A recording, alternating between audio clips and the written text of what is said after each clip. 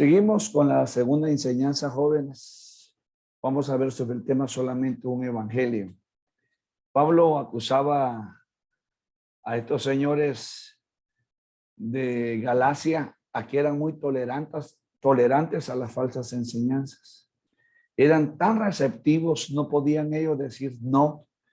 Yo creo que esta es una enseñanza para los tiempos del día de hoy, que debemos de tener argumentos para refutar, para defender, y debemos de decir sí cuando hay que decir sí a una enseñanza bíblica que está de acuerdo a nuestra doctrina y establecida en la palabra, y decir no cuando una enseñanza es una herejía.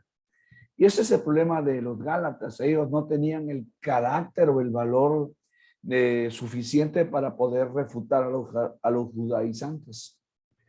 Se movieron a un camino, dice el apóstol, resbaladizo, que les descarrió de la enseñanza acerca de Jesús, que Pablo les había enseñado anteriormente.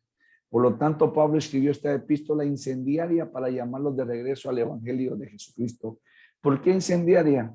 Porque fue contundente, fue directo, fue tan específico. No anduvo con rodeos, con preámbulos. Fue de una vez y dijo, no podemos seguir en la ley. Es la gracia, no la ley, no hay otro medio. Y fue tan enfático. Los judaizantes hicieron 3 acusaciones específicas contra Pablo cuando miraron que Pablo estaba siendo contundente contra de ellos. Primero, ellos acusaron a Pablo de no ser apóstol. Pablo contestó esta acusación en Gálatas 1 y 2. Él afirmó que Dios lo había llamado, no hombres. Dice, Pablo, apóstol de Jesucristo y no de hombres. Quiso darles a entender, yo no soy apóstol de ustedes, soy apóstol de Jesucristo. Él afirmó más aún que los otros apóstoles reconocían su autoridad. Por último, él probó su valor, permaneció firme en Antioquía, refutando a estos judaizantes. Yo creo que hoy en día debemos de ser contundentes y que nadie baje nuestra autoestima ministerial. Pablo no fue un hombre débil ministerialmente, sino contundente. Su autoestima no la bajó. Su autoestima vivió siempre en alto porque confió siempre en Dios en todo momento. Lo segundo, los oponentes lo acusaron también que su evangelio no era el verdadero evangelio porque él no tenía el derecho de echar a un lado la ley de Dios. Es que los judaizantes se aferraban a Moisés y a la ley, que si no seguían la ley, Pablo era, en otras palabras, era un hereje.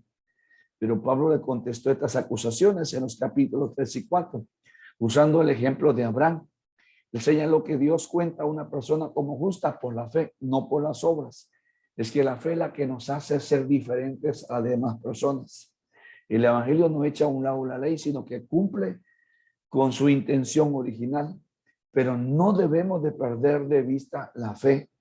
Si usted y yo no practicamos y vivimos en fe, no somos hijos de Dios, ni somos hijos de Abraham. Abraham salió de Ur de los Caldeos por la fe. Abraham no llevaba un libro teológico, no llevaba una Biblia como la que tenemos hoy. Abraham confió en Dios ciegamente, su fe, sin vacilar y dar pasos atrás.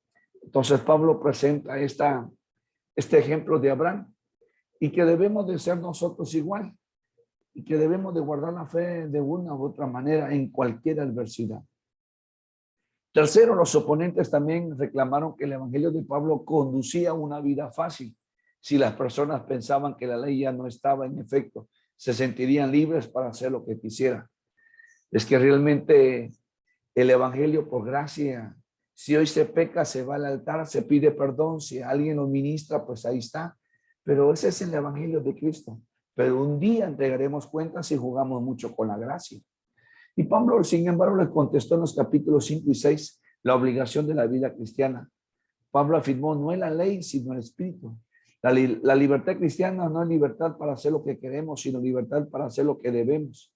El cristiano no es quien camina en el espíritu y el resultado no es, el cristiano es quien camina en el espíritu y el resultado no es inmoralidad, sino una vida justa. Es que la ley trazaba muchos requisitos y si no cumplía un requisito, usted no era hijo de Dios, usted estaba en pecado. En cambio, la gracia era únicamente abrazar a Jesús, tenerlo dentro del corazón y seguir los mandamientos de él. La convicción de Pablo, el llamado de Pablo estaba arraigado en una convicción acerca de quién es Jesús y lo que Jesús ha hecho. Pablo se expresó sobre gracia y paz, Dios nuestro Padre y el Señor Jesucristo, al entrelazar al Padre y al Hijo como la fuente de la gracia, porque los judaizantes decían, si Pablo rechaza la ley, está rechazando al Padre. Por eso Pablo enfatiza esto, la gracia y la paz con Dios nuestro Padre y el Señor Jesucristo. Pablo reconoció la naturaleza divina de Jesucristo. Jesús no es inferior a Dios ni en su persona, ni es Jesús secundario a Dios en su obra. Los dos, si adoramos al Padre, adoramos al Hijo. Si adoramos al Hijo, estamos adorando al Padre. Jesús dijo en cierta oportunidad cuando Felipe le preguntó, muéstranos al Padre, y Jesús le dijo, ¿cuántas veces he andado con vosotros y no has visto al Padre? Porque el Padre en mí y yo en él. Pero sin embargo, los judaizantes no comprendían ni entendían. Tenemos la preocupación de Pablo, una preocupación que causó que Pablo se maravillara. La palabra maravillado expresa asombro. Se quedó tan estático, tan perplejo de ver a los Gálatas que tan rápido se habían olvidado del evangelio que él les predicó y se habían vuelto a los judaizantes. Pero asombrado, perplejo, parapléjico, podemos decir, si lo queremos nombrar así, es que debemos de ser cimentados en la palabra. Nadie debe de mover de nuestra fe. En esencia, Pablo concluyó y presentó dos cargos contra estos falsos maestros. Él los acusó de perturbar la iglesia. Ellos estaban sembrando confusión en la iglesia. La palabra griega significa agitar el temor y la incertidumbre. Habían revuelto todas las aguas limpias que él había dejado y ellos las habían ensuciado los judaizantes. Pablo los acusó de pervertir el evangelio. La palabra griega significa cambiar algo en algo completamente diferente. Hoy en día podemos decir, les había cambiado, los judaizantes habían cambiado el chip a los de Gálatas. Les habían quitado el chip de la gracia y les habían puesto el chip de la ley. Y eso Pablo lo dejó tan asombrado de ver que no era gente de estabilidad emocional, sino desestabilizados en todo momento emocional en ellos. Y dice Pablo, concluye en esta enseñanza más, si a nosotros o un ángel del cielo os anunciar otro evangelio diferente del que os hemos anunciado, sea anatema. Pablo ni un ángel lo hacía mover. Por eso Pablo decía, ni lo alto, ni lo bajo, ni la muerte, ni la vida. Y comenzó a decir muchas cosas. Nadie me va a separar del amor de Cristo. Porque era un hombre seguro a quien creía y a quien seguía. Implicaciones y acciones. Debemos de permanecer fieles al evangelio de la gracia. ¿Por qué? Primero debemos permanecer fieles al evangelio de la gracia sin importar cuánto resistimos. No importa cuánto legalistas se levanten en las iglesias. No importa cuánto nos pongan peros. Usted y yo debemos predicar la gracia y refutar. No es de guardar el sábado. No es de andar con mangas largas o no. Debemos de vestir, sí, con pudor, con elegancia y con honestidad.